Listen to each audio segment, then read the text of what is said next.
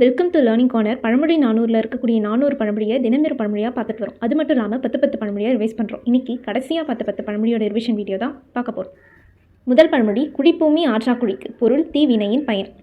நம்ம நிலப்பகுதியில் ஒரு குழியை தோண்டி அந்த மணலை மீண்டும் அந்த குழிக்குள்ளே போடும்போது மண்ணோட அளவு அதிகமாக தான் இருக்கும். அந்த குழியை விட அதிகமாக இருக்கும். இது எதுக்கு ஒப்புமைப்படுத்துகிறாங்கன்னா, நம்ம ஒரு தீவினை இந்த காலத்தில் செய்கிறோன்னா அதுக்கான பயன்றது அந்த தீவினையை விட அதிகமாக தான் இருக்கும்னு சொல்கிறாங்க. இதை தான் குழிப்பூமி ஆற்றா குழிக்கு, பொருள் தீவினையின் பயன்னு சொல்லியிருக்காங்க. அடுத்த பழமொழி, குவளையை தன் நாரால் யாத்து விடல். பொருள், திருடரின் காணிக்கை. அரசருக்கு தொழில் செய்கிறதா சொல்லி அவர்கிட்ட திருடிய பணத்திலிருந்து ஒரு சிறிய பகுதியை அவருக்கே காணிக்கையாக செலுத்தி அன்பை பெற முயல்றதுன்றது குவளை மலரை அதனோட நாரை வச்சே கட்டுறதுக்கு சமம்னு சொல்கிறாங்க. யாத்துனா கட்டுதல்னு தெரியும். இதை தான் குவளையை தன் நாரால் யாத்து விடல். பொருள், திருடரின் காணிக்கை. அடுத்த பழமொழி, குலவிச்சை கல்லாமல் பாகம்படும், படியாமலே வரும் அறிவு. கரிகால பெருவளத்தானிடம் 2 முதியவர்கள் ஒரு வழக்கு தொடர்ந்திருப்பாங்க. அந்த நேரத்தில் கரிகால பெருவளத்தான் மிகவும் இளமையானவர். அதனால் முதியவர் வேடமிட்டு அந்த வழக்குக்கான தீர்ப்பை அளித்திருப்பார். அந்த தீர்ப்பு அந்த 2 முதியவர்களுக்கும் மகிழ்ச்சி அளித்திருக்கும். இதில் என்ன சொல்ல வராங்கன்னா, ஒரு குலத்தோட அறிவுன்றது, அந்த அறிவு செழுமை அவங்க படித்தாதான் வரும்ட்டு இல்லை, அவங்களுக்கு அது இயல்பாகவே இருக்கும்னு சொல்கிறாங்க. இதே விஷயத்தை நம்ம 11th எத்திக்ஸ் புக்கில் எப்படி சொல்லியிருப்பாங்கன்னா, இந்த அளவுக்கு அந்த காலத்தில் முதியோரோட சொல் நமக்கு அவங்க சொன்னால் சரியாக தான் இருக்கும் அப்படின்ற ஒரு நம்பிக்கை இருந்ததாக சொல்லியிருப்பாங்க. 11th எத்திக்ஸ் புக்கில் இது இருக்கும். இதுதான் குலவிச்சை கல்லாமல் பாகம்படும், பொருள் படியாமலே வரும் அறிவு. அடுத்த பழமொழி, குருவி குரங்கருப்பு சோறும் குடர். பொருள், பணக்காரனுக்கு விருந்து. ஒரு செல்வந்தர் விருந்தினராக வந்திருக்கும் போது ஒரு வறியவர் தன்னோட தகுதிக்கு மீறி என்னதான் விருந்தளித்தாலும் கூட அது அந்த செல்வந்தருக்கு ரொம்ப சின்னதாக தான் தெரியும்.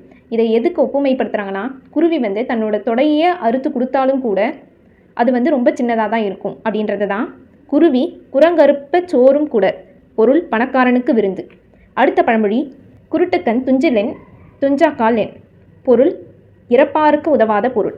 ஒருவர் இந்த பொருள் வேணும் அப்படின்ட்டு கேட்டதுக்கு அப்புறமாவும் அதை தராமல் வச்சிருக்கக்கூடிய பொருளை எதுக்கு ஒப்புமைப்படுத்துகிறாங்கன்னா, கண்ணு தெரியாதவர் அவரை சுற்றி இருக்கக்கூடிய பொருள் இருந்து, அழகான பொருள் இருந்து என்ன பயன்? அது அவரால் தூங்கும்போது சரி, முடிச்சுட்டு இருக்கும்போதும் சரி பார்க்க முடியாது.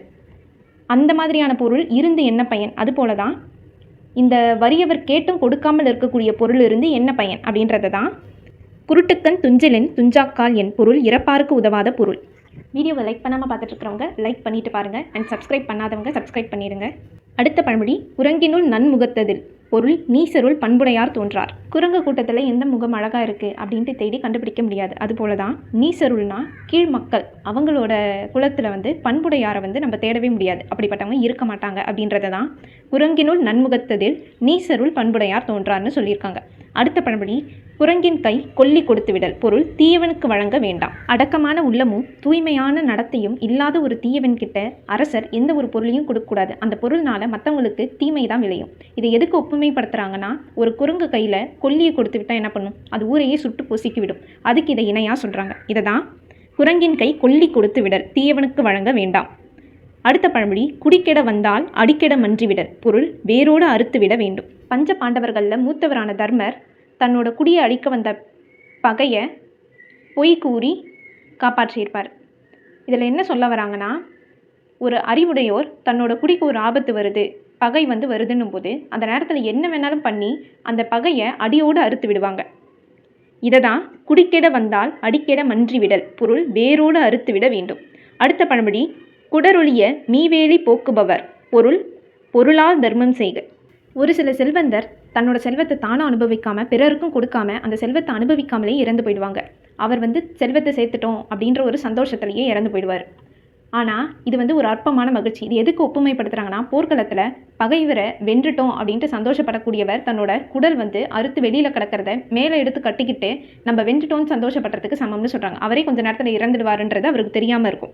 இதை தான் குடரொழிய மீவேலி போக்குபவர், பொருளால் தர்மம் செய்க. பொருளை மற்றவங்களுக்கு கொடுக்கணும் அப்படின்ட்டு சொல்கிறாங்க. கடைசி பழமொழி, கானகத்து உக்கநிலா. பொருள், நல்லபடி நடவாத நண்பர். ஒரு சான்றோர் ஒரு நண்பரை மிகவும் அன்போடு நடந்து கொள்ளும்போது அது அவர் உணரவில்லை அப்படின்னும் போது இது கானகத்தில் பெய்த நிலா போல பயனற்றது அப்படின்ட்டு ஒதுக்கிடுவாங்க. அதை பற்றி எந்த வருத்தமும் படமாட்டாங்க. இதை தான் கானகத்து உக்க நிலா. பொருள், நல்லபடி நடவாத நண்பர். சோஃபார் நம்ம சேனலில் 250 பழமொழியை தினமொரு பழமொழியாக பார்த்துட்டு வந்திருக்கோம். அது மட்டும் இல்லாமல் 10 பழமொழியை ரிவைஸ் பண்ணியிருக்கோம். இதுக்கான லிங்க்கை நான் டிஸ்கிரிப்ஷனில் கொடுத்துருக்கிறேன். பார்க்காதவங்க பார்த்துக்கோங்க. அண்ட் குரூப் 2 அண்ட் குரூப் 4க்கு இந்த பழமொழி ரொம்பவே யூஸ்ஃபுல்லாக இருக்கும். உங்கள் ஃப்ரெண்ட்ஸ்க்கும் ஷேர் பண்ணுங்கள், அவங்களுக்கும் யூஸ்ஃபுல்லாக இருக்கட்டும். இந்த மாதிரி நிறைய கண்டென்ட்க்கு லேர்னிங் கார்னரை சப்ஸ்கிரைப் பண்ணிவிட்டு இந்த வீடியோ உங்களுக்கு யூஸ்ஃபுல்லாக இருந்தால் உங்கள் ஃப்ரெண்ட்ஸ்க்கு ஷேர் பண்ணுங்கள். தேங்க்யூ.